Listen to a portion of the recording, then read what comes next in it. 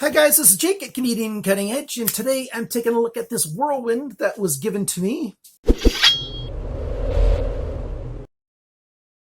I'm just going to do a brief talk about this knife. I'm not going to do a full review or anything.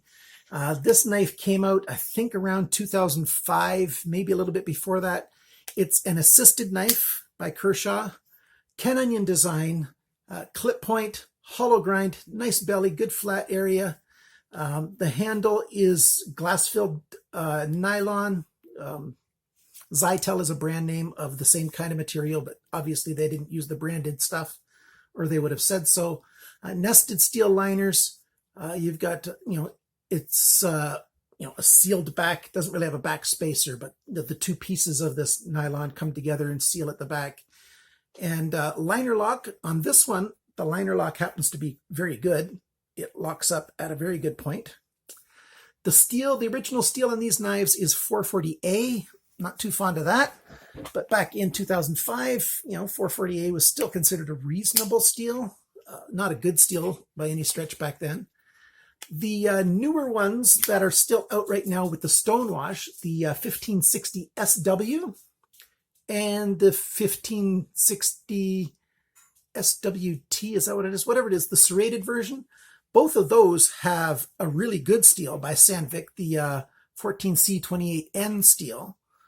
And those are still on sale. In fact, Knife Center has it for, I think, $38, $36. You can get the one with the Sandvik steel for that price right now. These are all discontinued knives, the Whirlwind, which is why I'm not going to do an in-depth review. But there still are some available. Knife Center is your best bet to get one of those with the Sandvik steel and a nice stonewash blade to boot, which I prefer over satin anyways. So let's talk about this knife. It's got a nice clip point. I already talked about that. The handle shape is really nice to fit in the hand. It's got a nice swell at the back, a nice swell at the body. Fits my hand very well. Pocket clip is right side tip down only, but the pocket clip holds fairly well. And, it's comfortable in hand. The assist is just enough to be useful. It's not a super strong spring on there, but it's enough to make it useful. The thumb stud is right side only.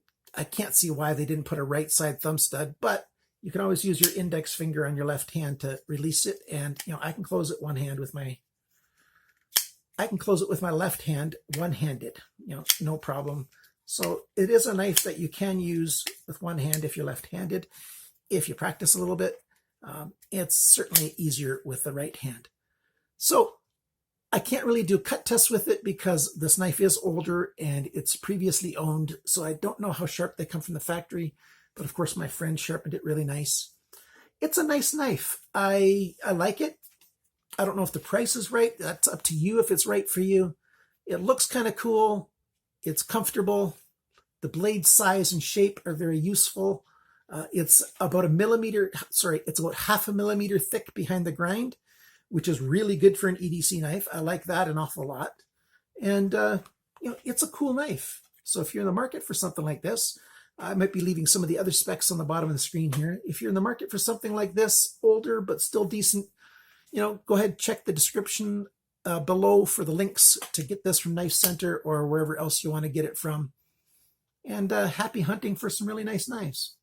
Thanks so much for watching, liking, commenting, sharing, all that other good stuff. And remember, always cut towards your chum and not to your thumb.